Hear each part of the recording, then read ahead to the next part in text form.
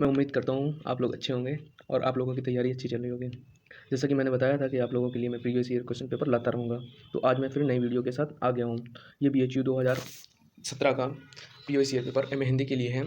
तो मैंने इसका पहला वीडियो बना रखा है, अगर आपने नहीं देखा है तो लिंक डिस्क्रिप्शन में है और जाके वीडियो को पूरा देखिएगा और समझिए। ओके, आप लोगों के लिए बहुत ही लाभान्वित सिद्ध होगी।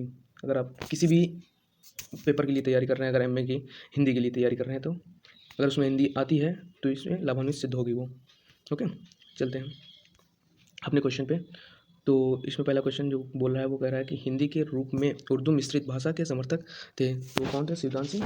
शिव प्रसाद सिंह थे। ओके, शिव प्रसाद सिंह थे। फिर इसके बाद कह रहा है श्यामा स्वप्न के लेखक हैं। श्यामा स्वप्न के लेखक हैं तो ठाकुर जगमोहन सिंह हैं। ठाकुर जगमोहन सिंह है। ओके, फिर अगला क्वेश्चन आ रहा है कि किस उपन्यास के बारे में प्रसिद्ध है कि इसे पढ़ने के लिए बहुत लोगों ने हिंदी सीखी है। तो अगर आप लोगों को ना पता हो तो चंद्रकांता जी देवकीनंदन खत्री का है। ओके, खत्री जी का है ये, देवकीनंदन खत्री जी का। तो अगला क्वेश्चन है कि हिंदी कहानी का उद्भव किस पत्रिका के प्रकाशन के साथ माना जाता है? तो सरस्वती है। ओके, प्रकाशन। दात भाव मूछ आदि विषयों पर निबंध लिखने वाले हैं तो प्रताप नारायण मिश्र जी हैं। अगला क्वेश्चन देखते हैं, जागरण सुधार काल किस युग के लिए प्रयुक्त हुआ है? तो यह है द्विवेदी युग के लिए। ओके, द्विवेदी युग की विशेषता नहीं है तो श्रृंगार वर्णन। शंखबोध बोस को 2016 का कौन सा सम्मान पुरस्कार मिला है? तो वो है ज्ञानपीठ पुरस्कार। ओके, फिर कह रहा है 2016 का साहित्य अकादमी पुरस्कार निम्न में से किसको प्राप्त हुआ है? तो नसीरा शर्मा को मिला है। फिर कह रहा है कि डॉक्टर नागेंद्र द्वारा लिखित संस्मरण किस नाम से संकलित है? तो वो है चेतना के बिंब। ओके, चेतना के बिंब। रामदर्श मिश्र की कृति जहाँ मैं बड़ा हूँ किस विधा से संबंधित है? तो ये है आत्मकथा है। ओके, चलिए अगले क्वेश्चन देखते हैं, तांबे के कीड़े किसका एकांकी संग्रह है? तो तांबे के कीड़े हैं भुवनेश्वर जी का। ओके, विलोम किस नाटक का पात्र है? तो आषाढ़ का एक दिन का पात्र है। हाँ, नवगीत दशक के संपादक थे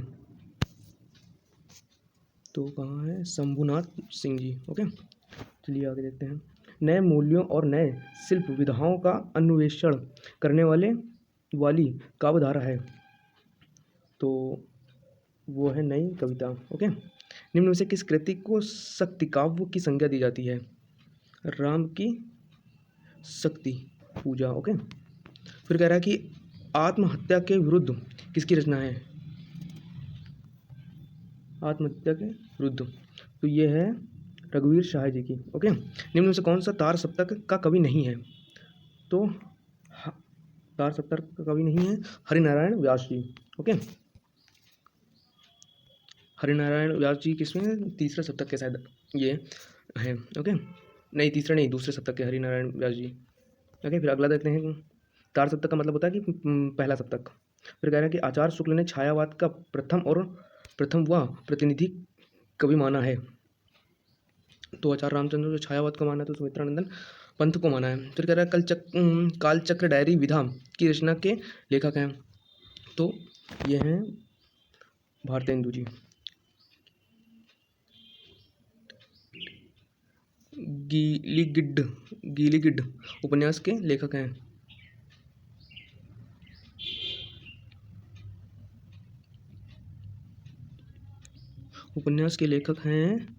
ये हैं चित्रा मुदगल। ओके, चलिए अगले देखते हैं क्वेश्चन, जा तू प्रिय छोड़कर बंधन मैं छंदों की राह। तो ये निराला जी की है। ओके, चलिए अगला क्वेश्चन देखते हैं, शव यात्रा कहानी के लेखक हैं तो पता ही होगा ओम प्रकाश वाल्मीकि। और आलोचना के शिखरों से साक्षात्कार के लेखक हैं तो रामचंद्र तिवारी जी हैं। रामचंद्र तिवारी जी। कसाईबाड़ा कहानी के लेखक हैं तो शिव मूर्ति जी। फिर कह रहे हैं लोभ और प्रति निबंध के लेखक हैं। लोभ और प्रति के निबंध रामचंद्र शुक्ल जी। कौन है? रामचंद्र शुक्ल जी। फिर कह मेरे इस जीवन के देवता और उस जीवन के प्राप्त क्या है? प्राप्त क्षमा। यह पंक्ति किस प्रसिद्ध नाटक की है?